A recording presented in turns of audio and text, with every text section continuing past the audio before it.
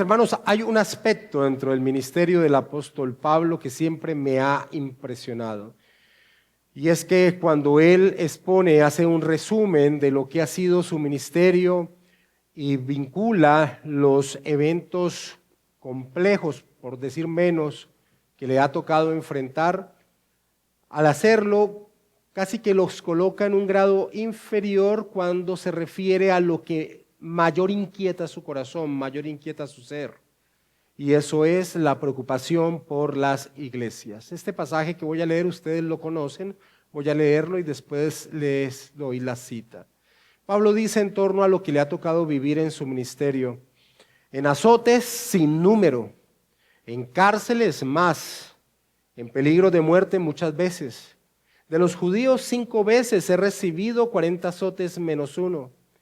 3 veces he sido azotado con varas, 1 vez apedreado, 3 veces he padecido naufragio. 1 noche y 1 día he estado como náufrago en alta mar.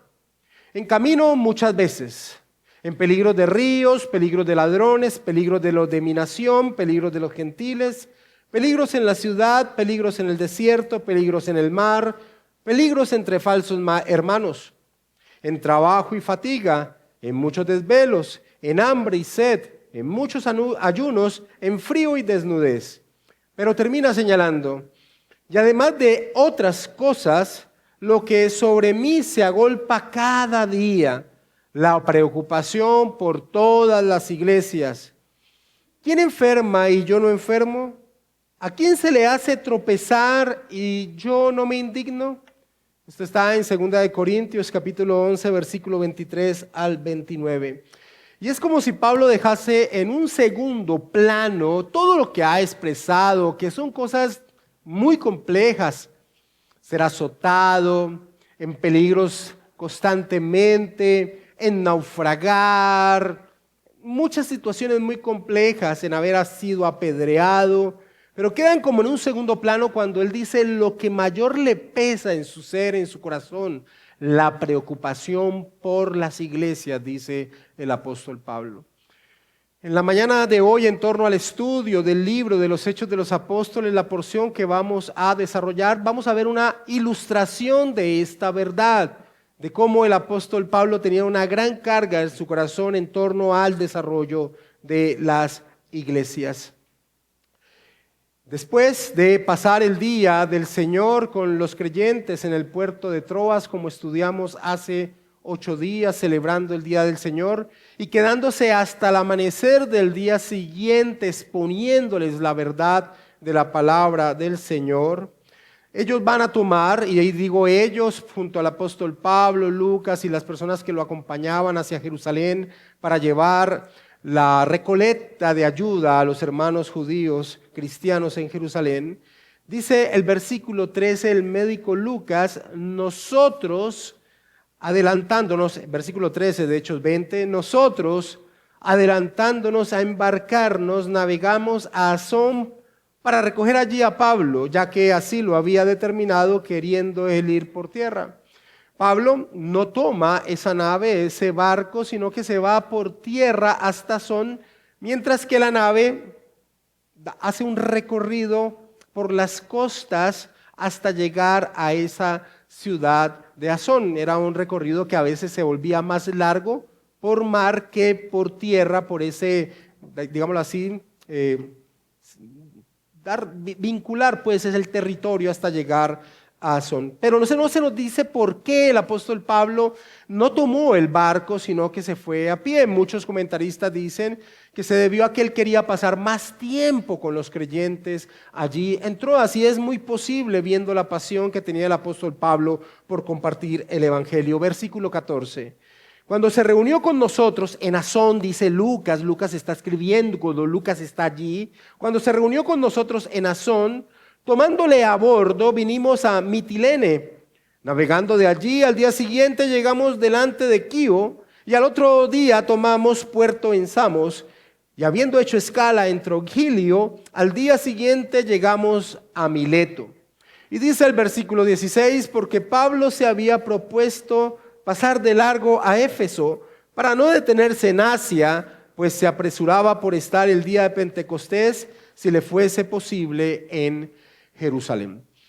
Lucas nos relata todo el recorrido que hace la nave parando en un puerto y en otro, y suponemos que lo hace porque quiere darnos a entender un desarrollo de tiempo que acontece entre la partida en Troas hasta la llegada en Mileto. Aproximadamente de 3 a 4 días fue ese trayecto de Troas, desde Asón particularmente hasta Mileto, 3 o 4 días. Pero el versículo 16 nos da una información importante que dice que Pablo quería llegar a Jerusalén para ver si podía estar allí en la fiesta de Pentecostés. Y esa es una información que llama la atención porque claramente el mismo apóstol Pablo ha enseñado en Colosenses capítulo 2, versículos 16 y 17, que la fiesta religiosa solamente judías era solamente una sombra que apuntaba hacia aquel que habría de venir, hacia la persona y obra de nuestro Señor Jesucristo. Así que nos preguntamos, ¿cuál era el interés del apóstol Pablo de llegar a Jerusalén para la fiesta de Pentecostés? Bueno, es importante recordar que meses atrás, y esto lo vimos hace 15 días, meses atrás Pablo en Corinto quería tomar una nave para ir hacia Jerusalén para celebrar la fiesta de la Pascua, pero no había podido porque se enteró acerca de un plan que había para asesinarlo y decidió devolverse por el continente. Aquí Pablo tiene la intención de llegar a esta fiesta de Pentecostés, otra fiesta de concurrencia grande por parte de los judíos que vivían fuera de Jerusalén.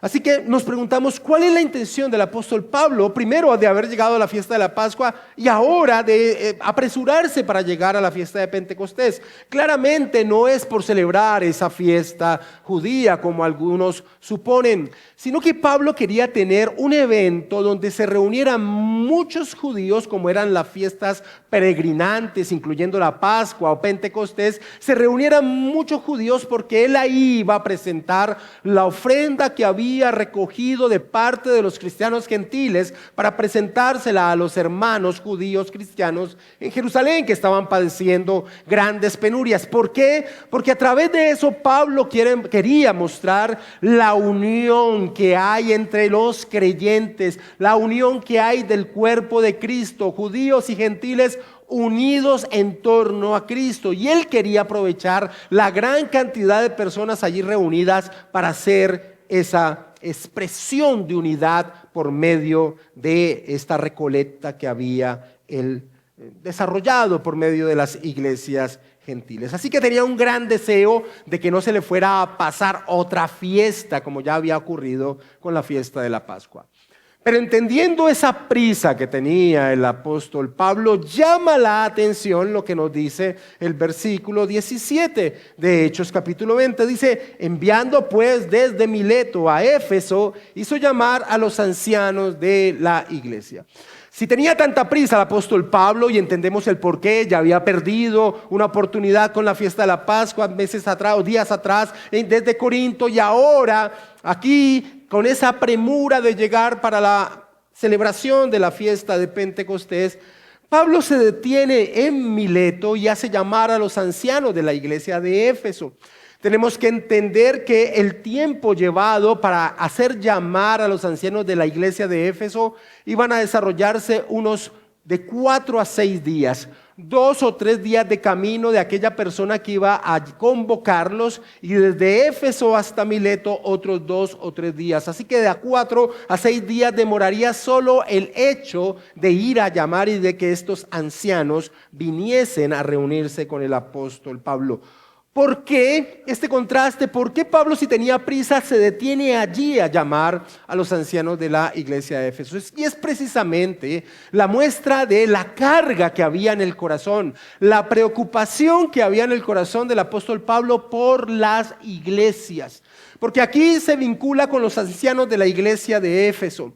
Pero no solamente él está pensando en los ancianos de la iglesia de Éfeso, no solamente está pensando en la iglesia de Éfeso, sino que Éfeso se había convertido dentro del ministerio del apóstol Pablo en el Asia Menor, en aquella iglesia referente. Él había desarrollado su ministerio muchos años, allí se quedó mucho tiempo en medio de ellos. Así que Pablo está pensando en todas las iglesias y en algo que tiene una carga en su corazón en torno a las iglesias. Y nos debemos preguntar, ¿cuál era esa carga? ¿Cuál era esa carga que el apóstol Pablo tenía en su corazón? Que hace que llame a los ancianos de la iglesia de Éfeso, que hace que se detenga en Mileto, aún con la premura que tenía de llegar a Jerusalén para la fiesta de Pentecostés. Respondamos esa pregunta leyendo el versículo 29 y 30 para entender cuál era la carga que tenía en el corazón el apóstol Pablo en torno a las iglesias. El versículo 29 y 30 de Hechos 20 dice: porque yo sé que después de mi partida entrarán en medio de vosotros lobos rapaces, que no perdonarán al rebaño, y de vosotros mismos se levantarán hombres que hablen cosas perversas para arrasar tras sí a los discípulos. Así que la carga que tenía el apóstol Pablo es un evento que ocurrió en el siglo I, que se ha desarrollado en toda la historia de la iglesia y que se sigue desarrollando al día de hoy y se seguirá desarrollando hasta la venida de nuestro Señor Jesucristo. Y es el peligro siempre latente de falsos maestros externos que traten de destruir la iglesia por medio de sus enseñanzas, cosa que el apóstol Pablo vivió con los judaizantes. ¿Recuerdan aquellos judíos que llegaban después de que él había enseñado y establecido una iglesia y llegaban a tergiversar el evangelio? Cosa que el apóstol Juan vivió y que nos expone en su primera epístola con el nacimiento del gnosticismo. Cosa que el apóstol Pedro vivió y que vemos en sus epístolas cuando hombres se burlaban de doctrinas fundamentales como el retorno de nuestro Señor Jesucristo. Eventos que claramente la iglesia tiene que enfrentar, y Pablo tenía esa carga en su corazón. Sabía que eso iba a acontecer. Manda a llamar a los ancianos de la iglesia de Éfeso porque quiere exhortarlos, quiere dirigirlos, quiere instruirlos, quiere prepararlos para hacer frente a este reto que se avecinaba. De allí el título de nuestra enseñanza de esta mañana: mirad por el rebaño, un encargo divino a la iglesia del Señor. Y Pablo, en medio de esta expresión, esta enseñanza, este discurso, este sermón que va a tener con los ancianos de la iglesia de Éfeso, que es muy interesante entender que en el libro de los Hechos se nos presentan tres grandes, digámoslo así, discursos de parte del apóstol Pablo. En Hechos capítulo 13, Pablo en medio de una sinagoga habla el evangelio a judíos. En Hechos capítulo 17, el apóstol Pablo expone el evangelio a los filósofos de Atenas. Pero aquí en Hechos capítulo 20, versículo 13 en adelante, Pablo es el único lugar en el libro de los Hechos que le habla a creyentes. Hay un discurso, hay un sermón para los creyentes. Por medio de este sermón, de este discurso, de esta enseñanza, Pablo quiere dotar a los ancianos de la iglesia de Éfeso y con ello a todos los discípulos de Cristo a estar preparados para hacer frente a la amenaza de los falsos maestros, pero también de personas al interior de la iglesia que se levantan con la intención de destruir, de minar, de confundir a la iglesia. Y Pablo va a utilizar este tiempo para presentar 4 aspectos principales que son los que vamos a desarrollar en la enseñanza de esta mañana. Primero, va a presentar su testimonio en medio de la iglesia de Éfeso, es decir, cómo se comportó él en Éfeso para dar guía de imitación, para que los ancianos de Éfeso lo imitaran, para ir formando un carácter conforme a la labor que tenían que desempeñar. Después el apóstol Pablo va a entrar en sí a darle la exhortación, el encargo que quiere darle a estos ancianos de la iglesia de Éfeso. Después va a presentar un peligro constante en la vida de un ministro de Dios. Y por último, se va a mostrar el fruto que tiene realmente un ministerio, un servicio dentro de la iglesia del Señor. Así que iniciemos con el primer aspecto que presenta el apóstol Pablo para preparar a estos ancianos, obispos, pastores, que son términos que señalan una misma función, el pastorado, el liderazgo en una iglesia. Pero hermanos, a pesar de que entendemos que Pablo está hablando a estos ancianos de Éfeso, yo quiero que no desvinculen sus vidas con los principios que el apóstol Pablo va a exponer. Nos vinculan a todos los creyentes, no solamente a los pastores. Y el primer punto le he colocado por título, mirando por sí mismo. El primer aspecto que va a presentar el apóstol Pablo es la importancia de que los creyentes, los ministros de Dios, los discípulos de Cristo, estemos pendientes de nuestro propio ser, del testimonio que nosotros damos a la iglesia, mirando por sí mismo, velando por sí mismo. Y es que para cumplir la labor de protección a la iglesia, el servidor de Cristo debe mirar por sí mismo cuál es su testimonio frente a la iglesia. Y Pablo precisamente entonces inicia trayendo a memoria a los ancianos allí en Éfeso cuál había sido su comportamiento, cuál había sido su labor en medio de ellos. Versículo 17 en adelante de Hechos capítulo 20.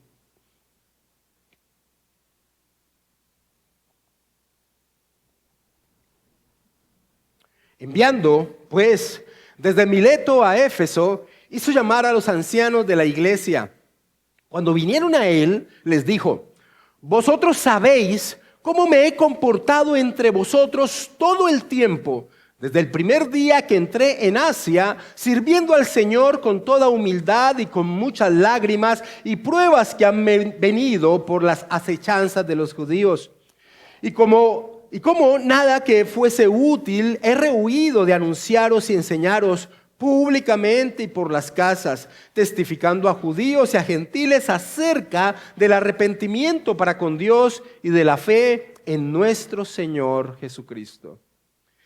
Y es que, hermanos, el cristiano, el servidor de Dios en torno a su iglesia, debe avalar, debe acreditar, debe respaldar con su vida el mensaje autoritativo que comparte.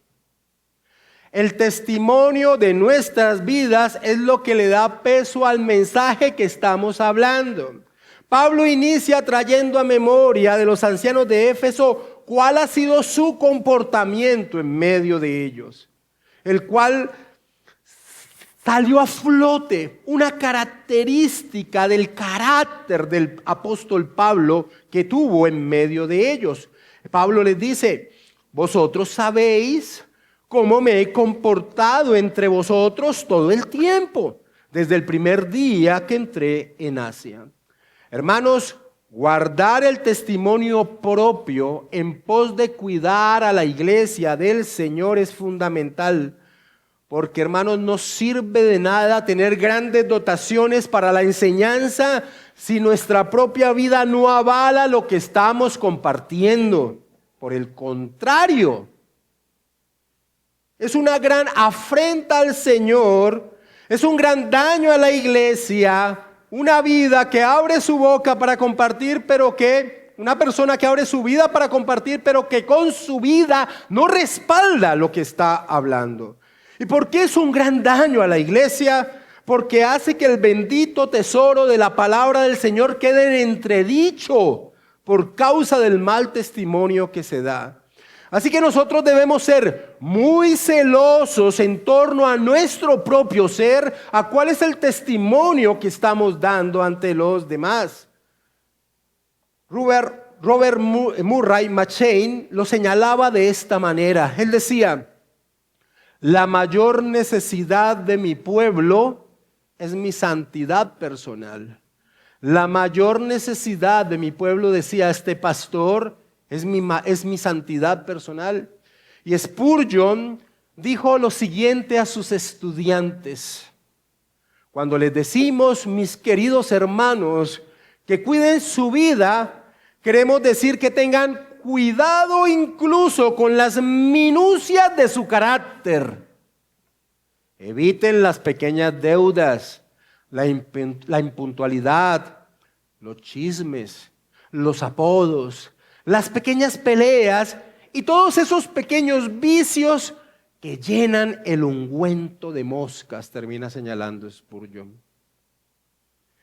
El apóstol Pablo hablaba con autoridad del mensaje del Evangelio porque su vida era testimonio, era ilustración de la verdad que compartía. Así que un primer aspecto que el ministro de Dios, que el discípulo de Cristo debe tener en cuenta en torno a estar preparado para defender la integridad de la iglesia, de falsos maestros y de personas que se levantan al interior de ella tratando de destruirla, de minarla, es cuidar de sí mismo, es cuidar de su testimonio. Y una cualidad fundamental del carácter que debe desarrollarse no solo en el ministro, sino en el discípulo de Cristo, una cualidad fundamental de su carácter debe ser la humildad, es decir, un espíritu humillado ante Dios, porque esto es lo que se verá reflejado en la interacción con los demás. El apóstol Pablo les dice a los ancianos de Éfeso que él estuvo sirviendo al Señor con toda humildad y con muchas lágrimas. Y los creyentes en Éfeso dirían, sí, así fue. Es verdad lo que él dice. Hermanos, no hay nada más incongruente que un ministro de Dios, que un servidor de Cristo, con un espíritu altivo, con un espíritu orgulloso, con un carácter que expresa, soy mejor, sé más que ustedes, soy más maduro. Hermanos, la altivez es una característica de Satanás, pero no de nuestro Señor Jesucristo. El cristiano debe relacionarse con su prójimo siempre teniendo presente que con quien se relaciona es una criatura hecha a imagen y semejanza de Dios, por más que el pecado tergiverse esa imagen. Es por eso que nuestro Señor Jesucristo expone el principio bajo el cual deben regirse las relaciones entre nosotros los cristianos. Porque eso va a fundamentar eso que es algo que debe mostrarse en nuestra vida: la humillación, la humildad. La soberbia no es parte de un carácter de un cristiano. El Señor Jesucristo dice en Mateo capítulo 20, versículo 26 al 28, la característica de las relaciones entre los cristianos, las características de las relaciones en su reino. Nuestro Señor dice: mas entre vosotros no será así, sino que el que quiera hacerse grande entre vosotros será vuestro servidor, y el que quiera ser el primero entre vosotros será vuestro siervo. Como el Hijo del Hombre no vino para ser servido, sino para servir y para dar su vida en rescate por muchos.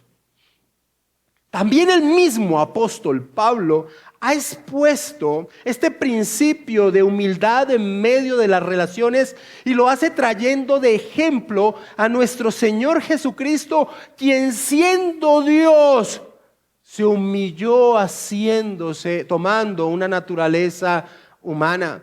Y ese principio, ese ejemplo, Pablo lo vincula en cómo los cristianos debemos vernos y desarrollarnos en medio de nuestras relaciones. En Filipenses capítulo 2, versículo 3, Pablo dice a dos hermanas principalmente que estaban en contienda allí en Filipos: nada hagáis por contienda o por vanagloria, antes bien con humildad, estimando cada uno a los demás como superiores a sí mismo, no mirando cada uno por lo suyo propio, sino cada cual también por lo de los otros. Así que mirarse a sí mismo, mirar el testimonio que se está dando, está vinculado con este principio, esta característica que tiene que tener nuestra personalidad: humillación. Y para poder hacer esto tenemos que ver a los demás como superiores a nosotros mismos, un ser creado a imagen y semejanza de Dios, por más que el pecado vele dicha imagen. Pero hermanos, en torno al testimonio, que es como arranca el apóstol Pablo presentándose frente a los ancianos de Éfeso, recordándoles cuál ha sido su comportamiento en medio de ellos, también tenemos que entender que no es suficiente a una persona que uno diga qué seriedad, qué humildad, qué hermano, para mostrar esa característica de humillación, pero con la boca cerrada. Es algo que no está bien en medio de lo que es un cristiano. Podemos conocer a muchos hermanos que podemos decir qué característica de humildad tiene este hermano, pero nunca lo hemos visto abriendo su boca y compartiendo el evangelio, y eso no está bien en medio de lo que es un testimonio de lo que es un creyente. Así que el apóstol Pablo también expone esta verdad, que cuando él estuvo en medio de los efesios, no cerró su boca, sino que predicó el evangelio tanto a judíos como a gentiles, a pesar de las consecuencias que éste le trajo. Pablo resalta allí en medio de los efesios ese odio de parte de los judíos hacia él. Pero también en otras partes el apóstol Pablo señalará cómo aún los gentiles se burlaban acerca del evangelio, de exponer la verdad de un Mesías que murió en la cruz. Para muchos es locura, señalaba el apóstol Pablo, pero él no cerró su boca, sino que la abrió y compartió esta verdad tanto en lugares públicos, dice, como en medio de las casas. Porque, mis hermanos, tenemos que formar en nuestro carácter en torno a este primer principio del testimonio personal. Tenemos que formar en nuestro carácter esta verdad, esta convicción que tenía el apóstol Pablo cuando decía: ay de mí, si no anuncio el evangelio, me es imperiosa necesidad. Y eso se da cuando entendemos algo que repetidamente hemos dicho desde este púlpito. Tú tienes que ver a la persona que no conoce el evangelio como una persona que si muere, va a una eternidad de perdición. O esa persona que tienes frente a ti va a un estado glorioso al reino del Señor, o se va a un estado de perdición. Esas son las dos únicas opciones que hay en torno a las personas con las que te relacionas día a día. Y tú tienes en tu boca el tesoro de poder exponer la verdad, el único camino que lleva al Padre, la única posibilidad que una persona tiene de huir de la ira venidera, como les dice el apóstol Pablo a la iglesia de Éfeso. Así que en torno al testimonio, que es lo primero que presenta el apóstol Pablo, está el reflejo de un carácter de humillación, pero un carácter que abre su boca compartiendo el evangelio. Pero quiero decirte esto claramente, y es que esto no se va a dar en tu vida realmente. Ese celo por la iglesia, ese celo por hablar del Señor Jesucristo, ese celo por cuidarte tu testimonio, no se va a dar si el objetivo de tu existencia no es glorificar a Dios. No se va a dar. Y esa es una pregunta que tú tienes que hacértela muy íntimamente. Solo tú puedes dar la respuesta. Cuando tú te levantas mañana tras mañana, ¿cuál es el objetivo de tu existencia? ¿Qué es lo que consume tus pensamientos? Todos tenemos anhelos, todos tenemos deseos, todos tenemos sueños, pero si tú desvinculas cada uno de esos puntos de la gloria de Dios, déjame decirte que tú nunca desarrollarás un carácter que te impulse a hablar de Cristo, sino que esos sueños que han tomado el lugar de la gloria de Dios serán tu pensamiento, estarás preocupado en ello y no generarás esa pasión por hablar del Señor, que es un aspecto fundamental de nuestro testimonio como cristianos. Es por eso que el apóstol Pablo, en medio de esta presentación de lo que ha sido su vida en medio de ellos, va a vincular el aspecto de que para Pablo lo fundamental no era su propia vida, sino compartir el evangelio. Versículo 22 al 24 de Hechos capítulo 20. Pablo les dice: Ahora, he aquí, ligado yo en espíritu, voy a Jerusalén sin saber lo que allá me ha de acontecer, salvo que el Espíritu Santo por todas las ciudades me da testimonio diciendo que me esperan prisiones y tribulaciones. Pero de ninguna cosa hago caso, ni estimo preciosa mi vida para mí mismo, con tal que acabe mi carrera con gozo y el ministerio que recibí del Señor Jesús para dar testimonio del evangelio de la gracia de Dios. ¿Qué palabras más poderosas? La Reina Valera en el versículo 22 traduce la palabra espíritu con E minúscula y es un error. Es tan poderoso lo que está diciendo el apóstol Pablo aquí, porque el apóstol Pablo está diciendo que es el mismo Espíritu Santo. Ese versículo 22 debe ser traducido con una E mayúscula. Es el mismo Espíritu Santo quien lo está impulsando a ir a Jerusalén. Y es el mismo Espíritu Santo que en diferentes partes le está diciendo lo que va a vivir: tribulaciones y prisiones. Osborne comenta sobre este aspecto lo siguiente: Pablo no tiene idea de lo que va a suceder, todo lo que sabe es que es la voluntad del Señor. El Espíritu lo está preparando para el momento extremadamente difícil que le espera, pero nunca le dice que no vaya. De hecho, él entiende que debe ir porque el Espíritu Santo lo impulsa a hacerlo. En otras palabras, él no lo sabe, pero el Espíritu sí, y quiere que esté listo para las prisiones y sufrimientos. Pablo sabía por los diferentes, como vamos a ver en otras enseñanzas, profetas que le decían lo que le iba a acontecer en Jerusalén. Es más, acompáñame sin perder Hechos 20 a Romanos capítulo 15 y recordemos que Romanos, la epístola a los Romanos fue escrita allí en Corinto meses atrás cuando estaba allí en el invierno que no pudo partir hacia Jerusalén. Él estuvo allí y escribió la epístola a los romanos. Y mira lo que les dice a los romanos finalizando la epístola. Les dice en Romanos capítulo 15, versículo 30 y 31. Pero os ruego, hermanos, creyentes en Roma, pero os ruego, hermanos, por nuestro Señor Jesucristo y por el amor del Espíritu, que me ayudéis orando por mí a Dios para que sea librado de los rebeldes que están en Judea y que la ofrenda de mi servicio a los santos en Jerusalén sea acepta. Él sabía lo que iba a afrontar. Osborne comenta: el Espíritu Santo le informa que la respuesta de Dios a su oración en Romanos 15:31 será un no. No será liberado de las manos de sus enemigos, pero se salvará y se le permitirá continuar su ministerio, aunque de una manera diferente.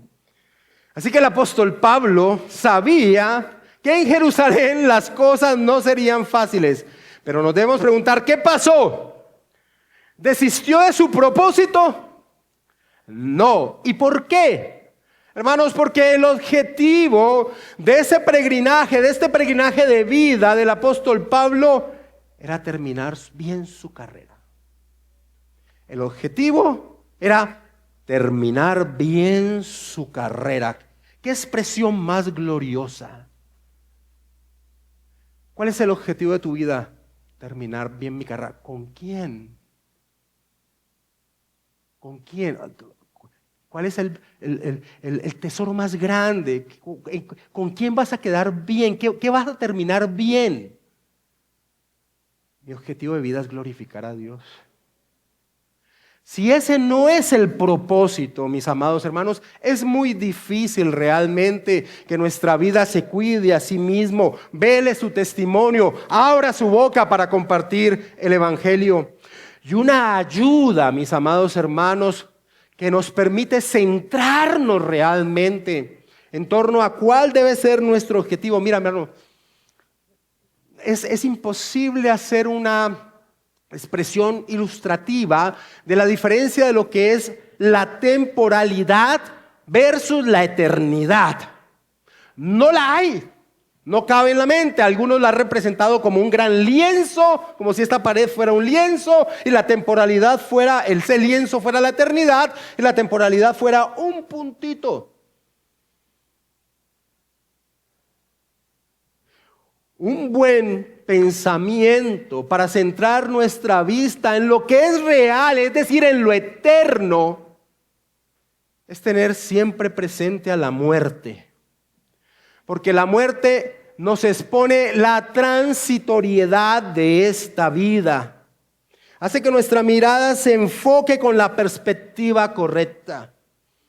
En el libro En pos de los puritanos y su piedad, J.I. Packer comenta: cuando un hombre sabe que le quedan 2 semanas de vida, su mente tiene una capacidad asombrosa para concentrarse. Y en ese mismo sentido, la manera en que la conciencia puritana reconocía que en medio de la vida nos cruzamos con la muerte y que estamos a un solo paso de la eternidad, eso les daba una seriedad profunda y apacible que al mismo tiempo era apasionada en lo que respecta a los negocios de esta vida.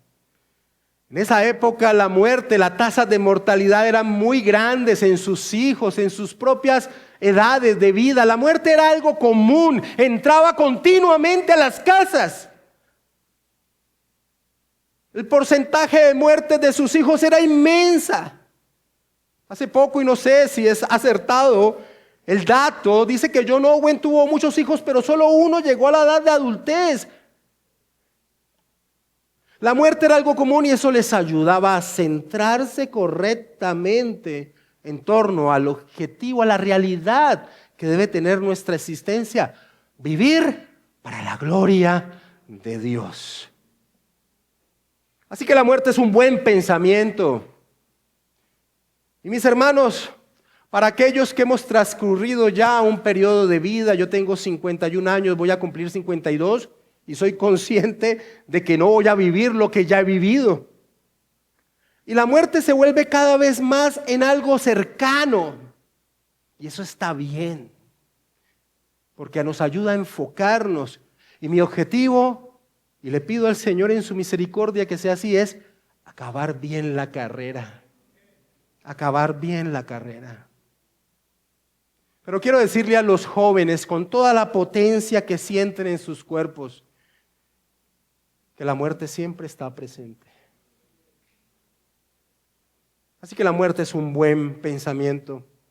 Así que lo que ha hecho el apóstol Pablo en este inicio de esta exhortación con los ancianos de la ciudad de Éfeso es presentar su testimonio y mostrar lo importante que es de formarlo para estar preparado para defender a la iglesia en torno a los ataques que se presentan externos y también internos. Un testimonio autoritativo.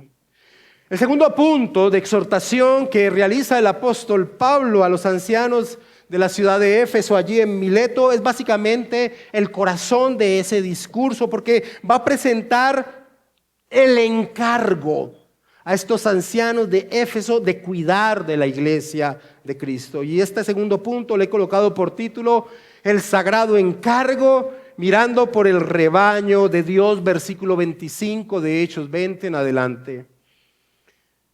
Y ahora, he aquí, yo sé que ninguno de todos vosotros, entre quienes he pasado predicando el reino de Dios, verá más mi rostro. Por tanto, yo os protesto en el día de hoy que estoy limpio de la sangre de todos, porque no he rehuido de anunciaros todo el consejo de Dios. Por tanto, mirad por vosotros y por todo el rebaño en el que el Espíritu Santo os ha puesto por obispos, para apacentar la iglesia del Señor, la cual Él ganó por su propia sangre. El apóstol Pablo, por lo menos por 2 situaciones, creía que no volvería a ver el rostro de los creyentes de Éfeso. La primera situación es claramente lo que ya ha presentado, lo que sabe que va a vivir cuando llegue a Jerusalén. A tal punto que se expresa que él no tiene en cuenta su vida, lo cual muy posiblemente era consciente que podía aún costarle su vida. Así que por ese punto Pablo entendía que no volvería a ver el rostro de los creyentes en Éfeso. Pero un segundo punto, si era la voluntad del Señor y en su providencia Él podría salir después de esa situación que viviese en Jerusalén, era el hecho de que el apóstol Pablo ya había, como literalmente lo va a expresar y lo vamos a leer, ya había regado el evangelio por todas esas regiones. Y ahora su objetivo era ir a lugares donde el evangelio no hubiese sido predicado. Así que en ese segundo punto también tenía otros deseos, otros anhelos, otros sueños de ir a donde el evangelio no había sido predicado, lo cual lo alejaba de los creyentes de las iglesias donde él ya había fundado. Acompáñame para ver este aspecto de este sueño. No pierdas Hechos 20, a Romanos capítulo 15, y leamos del versículo 19, desde la parte B en adelante.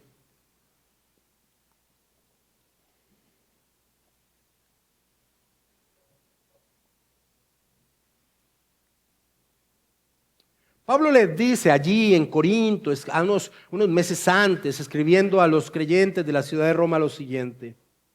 Romanos 15, versículo 19, parte B en adelante. De manera que desde Jerusalén y por los alrededores hasta Ilírico, todo lo he llenado del evangelio de Cristo.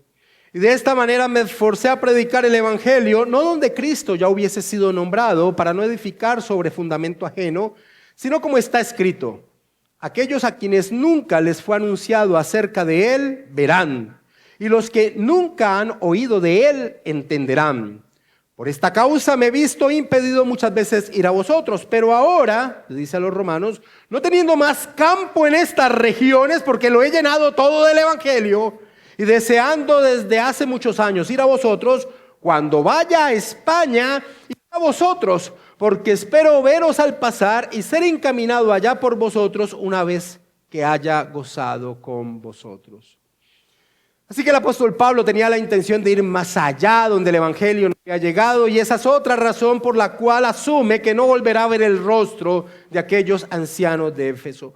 Y aquí quiero detenerme un momento. Aquí hay implícito algo importante, y es el hecho del desarrollo de la vida de las iglesias después de que los apóstoles colocaron su fundamento.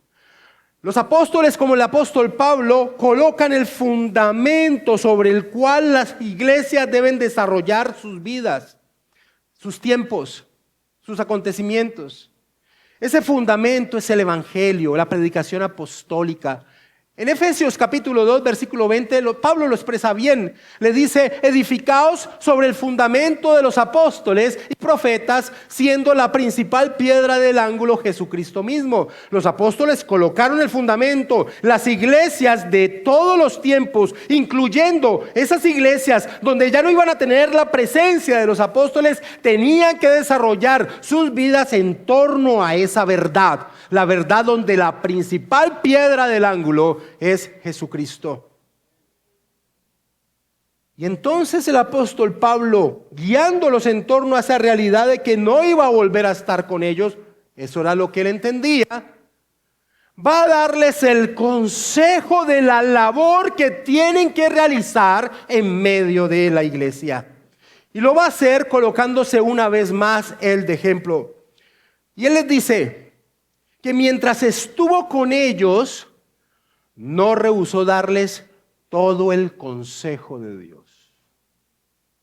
Es decir, mientras estuvo con ellos en Éfeso, cada aspecto de la revelación divina, Pablo la enseñó. Pablo no evitó tocar un tema para no tener problemas con quienes lo escuchaban. Pablo no evitó un tema, o más bien enfatizó otro, para entonces atraer a quienes lo escuchaban. No, Pablo enseñó todo el consejo de Dios. Fuera que les gustara a quienes les escuchaban o no les gustara a quienes los escuchaban. Osborne comenta: aquellos que han diluido las verdades del evangelio y han predicado un mensaje superficial, tendrán que agachar la cabeza avergonzados mientras responden a Dios por sus mensajes. Ese no fue el caso de Pablo, quien en todo momento proclamó la verdad sin temor, termina señalando Osborne. Pablo enseñó todo el consejo de Dios mientras estuvo en Éfeso. Les gustara a algunos, disgustara a otros. Pablo no escogió qué enseñar para agradar. Pablo enseñó todo el consejo de Dios. Y ¿sabes? Por eso puede decir, estoy limpio de la sangre de todos allí en Éfeso. ¿Qué quiere decir con esa expresión, Pablo? Estoy limpio de la sangre de todos. Pablo está tomando la imagen de la atalaya del libro de Ezequiel. Acompáñame sin perder Hechos 20 a Ezequiel capítulo 33. Una atalaya era un vigía que se colocaba en lo más alto de una ciudad para estar atento y avisar cuando viniese el enemigo. Y cuando viniese el enemigo decía, ahí viene el enemigo. Y las personas tenían que responder a lo que la atalaya estaba diciendo. El que no respondiera era problema de esa persona. Ezequiel capítulo 33, versículo 7. A ti, pues, hijo de hombre, te he puesto por atalaya a la casa de Israel. Y oirás la palabra de mi boca y los amonestarás de mi parte. Cuando yo dijere al impío, impío, de cierto morirás. Si tú no hablares para que se guarde el impío de su camino, el impío morirá por su pecado, pero su sangre yo la demandaré de tu mano. Y si tú avisares al impío de su camino para que se aparte de él, y él no se apartare de su camino, él morirá por su pecado, pero tú libraste tu vida. Pablo toma este entendimiento, esta expresión, soy libre de la sangre de todos ustedes en Éfeso. ¿Saben por qué?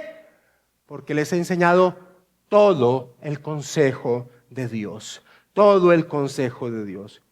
Mis amados hermanos, el ministro de Dios se protege de ser liviano con esta demanda precisamente por medio de la predicación expositiva. Porque la predicación expositiva obliga al ministro a ir versículo a versículo a versículo y no saltándose aquellos pasajes de difícil expresión.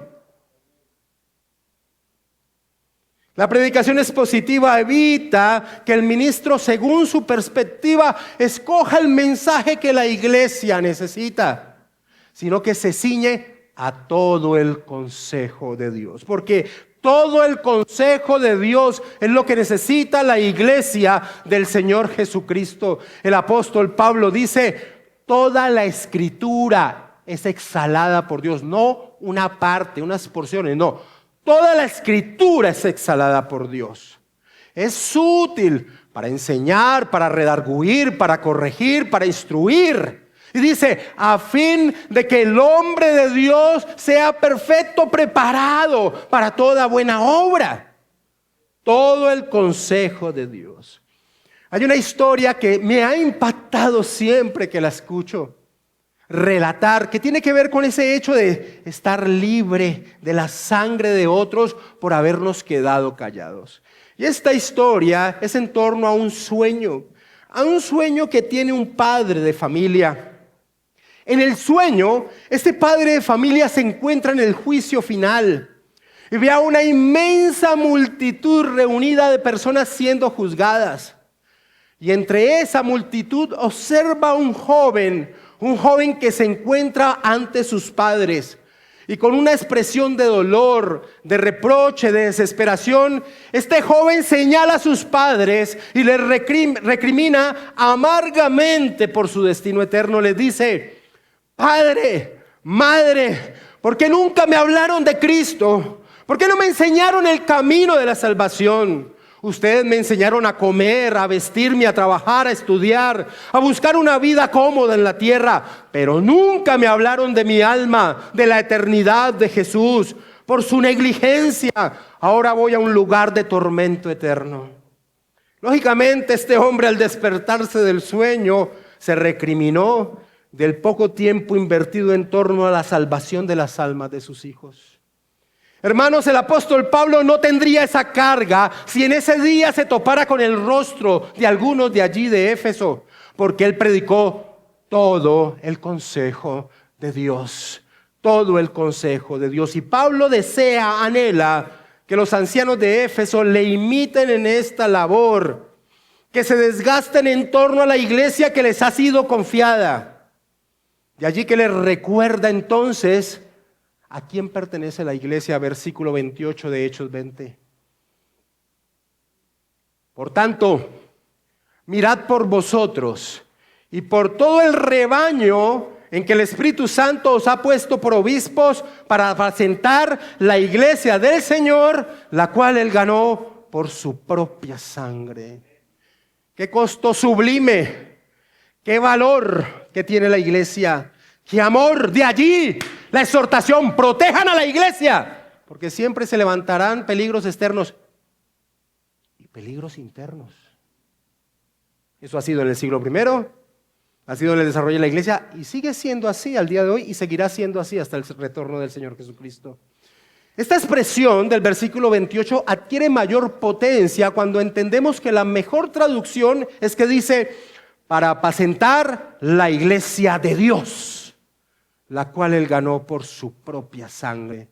Dios, lógicamente nuestro Señor Jesucristo, pero Dios vertiendo su sangre es una expresión que solo encuentra lógica en torno a la persona de nuestro Señor Jesucristo, pero resalta más el valor que tiene la iglesia.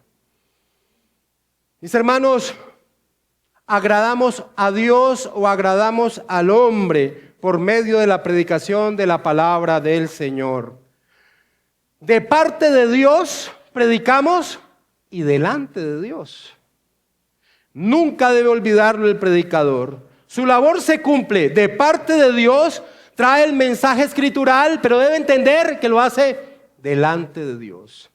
J.C. Ryle, en su libro Advertencias a las iglesias, trae el siguiente testimonio. Dice Ryle: deberíamos tener el propósito de hablar delante de Dios. No debemos preguntarnos a nosotros mismos qué habrá pensado la gente de mí, sino cómo me habrá visto Dios. Latimer fue uno de los, digámoslo así, primeros reformadores de la iglesia de Inglaterra. Latimer recibió en cierta ocasión el llamamiento a predicar ante Enrique VIII y comenzó su sermón de la siguiente forma. Dice Ryle, que lo va a citar de memoria, no pretende tener una precisión literal. Latimer empezó así, delante del rey Enrique VIII. Latimer, ¿recuerdas que estás hablando ante el excelso y poderoso rey Enrique VIII? Ante aquel que tiene poder para enviarte a prisión, ante aquel que puede ordenar que te decapiten si así le place. ¿Tendrás cuidado de no decir nada que ofenda a sus regios oídos? Entonces, tras una pausa, prosiguió: Latimer, ¿no recuerda que estás hablando ante el Rey de Reyes y Señor de Señores? Ante aquel al que deberá presentarse Enrique VIII, ante aquel al que tú mismo tendrás que rendir cuenta un día. Latimer, sé fiel al Señor y declara toda la palabra de Dios. Y comenta Ryle: que este sea el espíritu con que nos retiremos siempre desde nuestros púlpitos, no preocupándonos de si los hombres quedan satisfechos o descontentos, no preocupándonos de si los hombres dicen que hemos sido elocuentes o débiles, sino con el testimonio de nuestra conciencia de que hemos hablado como delante de Dios. Mis amados hermanos, el apóstol Pablo ya no estaría físicamente con ellos, así él lo entendía, pero él sí sabía lo que sostendría las iglesias: la bendita palabra de Dios fielmente enseñada. Versículo 31 y 32 de Hechos 20. Por tanto, velad, acordándoos que por 3 años de noche y de día no he cesado de amonestaros con lágrimas a cada uno. Y ahora, hermanos, os encomiendo a Dios y a la palabra de su gracia, que tiene poder para sobreedificaros y daros herencia con todos los santificados. Es la palabra y solo la palabra de Dios la que hará que la iglesia esté firme ante la intención de daños de personas externas y personas al interior de la iglesia. Y en medio de esta exhortación, como tercer principio, si pudiéramos llamarlo así, el apóstol Pablo va a presentar una advertencia. va a señalar un peligro latente en la vida del ministro de Dios. Un peligro que puede destruir su labor de ser un fiel predicador. El peligro de llegar a realizar esta gloriosa labor bajo la motivación equivocada, el lucro. A este punto, que es el tercero, le he colocado la gracia, la motivación del cuidado pastoral. Versículo 33 al 35. Ni plata, ni oro, ni vestido de nadie he codiciado. Antes vosotros sabéis que para lo que me ha sido necesario a mí y a los que están conmigo, estas manos me han servido. En todo os he enseñado que trabajando así se debe ayudar a los necesitados y recordar las palabras del Señor Jesús que dijo: más bienaventurado es dar que recibir. John Piper escribe un libro titulado Hermanos, no somos profesionales. Es un libro que escribe a los ministros de Dios. Es un libro que expone la labor ministerial, la labor que cumple un pastor, un anciano de la iglesia. Hermanos, Pastor Gabriel, hermanos candidatos al pastorado, Anthony, Danilo, Juan Sebastián. Si un anciano o un pastor llega a ver su labor ministerial como una mera profesión, inevitablemente su objetivo será el lucro. E inmediatamente el poder de su ministerio será destruido. Piper expresa: los pastores estamos siendo asesinados por el profesionalismo del ministerio pastoral. La mentalidad del profesional no es la mentalidad del profeta, no es la mentalidad del siervo de Cristo. El profesionalismo no tiene nada que ver con la esencia y el corazón del ministerio cristiano. Mientras más profesionales anhelemos ser, mayor será la estela de muerte espiritual que dejemos a nuestro paso. Pues no existe la inocencia profesional, no existe la misericordia profesional, no existe el clamor profesional por Dios. Mis hermanos, el glorioso ministerio de la predicación de la palabra del Señor pierde su horizonte cuando lo ve como un aspecto meramente de una labor ministerial, profesional. El resultado será inevitablemente que su objetivo será el lucro. Y al ser así, el propósito será mantener contentos, satisfechos a la clientela, porque así se verá a aquellos a quienes se le predica la palabra del Señor. Perderá el poder de ser el instrumento divino por el medio del cual Dios amonesta, exhorta, alienta, dirige a su pueblo. El apóstol Pablo les dice: ni plata, ni oro, ni vestido de nadie he codiciado. Y le preguntamos a Pablo: Pablo, entonces, ¿qué has codiciado? Y la respuesta de Pablo sería: las almas de quienes me escuchan. Las almas de quienes me escuchan. Y eso es lo que un predicador debe codiciar: las almas de aquellos a los que se les expone la gloriosa verdad del Evangelio. Pablo, cuando fundaba o llegaba a un territorio donde no había una iglesia y fundaba una iglesia allí, Pablo había renunciado al derecho dado por el Señor Jesucristo de que quien anuncia en el Evangelio, que viva del Evangelio. Pablo había renunciado a ese derecho cuando fundaba una iglesia en un territorio donde no existía una iglesia, en medio de un mundo pagano. Y la razón era esta: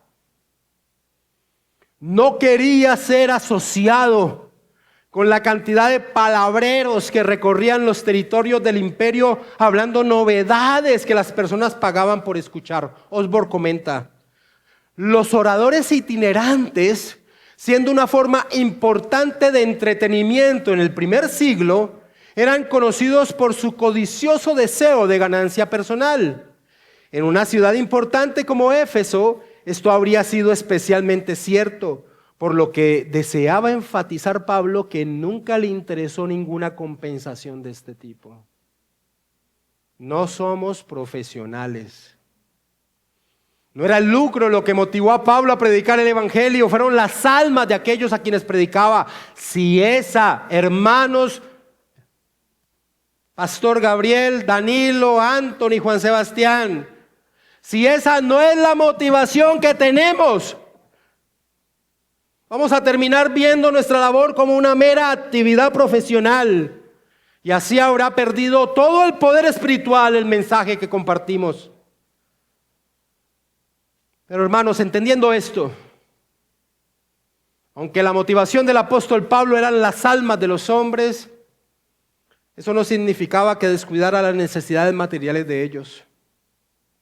Por eso, él fue un ejemplo de cumplir el principio que el Señor Jesucristo esbozó en diferentes acciones que desarrolló cuando suplió las necesidades de los demás. El principio de más bienaventurado es dar que recibir. Y ese es un principio poderoso porque expresa la esencia de ser el cuerpo de Cristo. Me importa, me interesa mi hermano en la fe.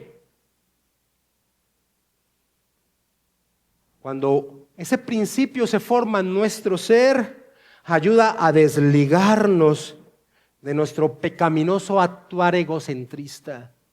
Me interesa mi hermano, me interesa lo que está pasando con él.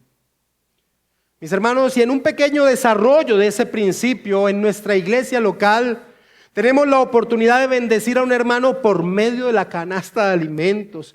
Traer algo pensando en la necesidad de nuestros hermanos es una maravillosa oportunidad de hacer madurar el interés por el bienestar de nuestros hermanos que están en necesidad. Tan pequeño, un pequeño pasito, pero si se convierte en algo arraigado en nuestro corazón, hace que nuestra mente no se centre en nosotros, sino en mi hermano, en su necesidad. Mis hermanos, esta gloriosa exhortación que el apóstol Pablo realizó con los ancianos de Éfeso, allí en Mileto, antes de partir hacia Jerusalén, finaliza precisamente mostrándonos los poderosos lazos afectivos que deben existir en medio de la familia de Dios. Y a este punto final le he colocado por título: el amor en medio del cuerpo de Cristo, el fruto de un ministro fiel, de un ministerio fiel.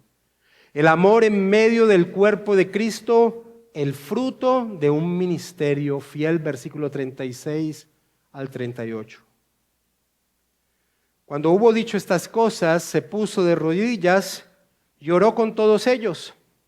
Entonces hubo gran llanto de todos, y echándose al cuello de Pablo le besaban, doliéndose en gran manera por la palabra que dijo de que no verían más su rostro, y le acompañaron al barco.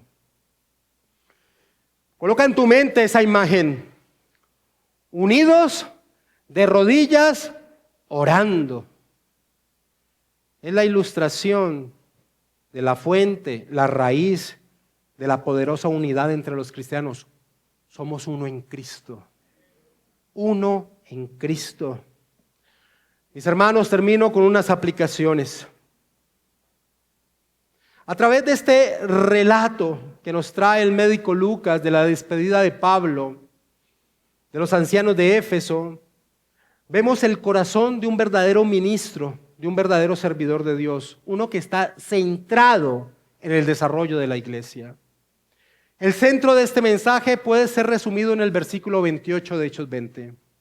Por tanto, mirad por vosotros y por todo el rebaño en que el Espíritu Santo os ha puesto por obispos para apacentar la iglesia del Señor, el cual Él ganó por su propia sangre.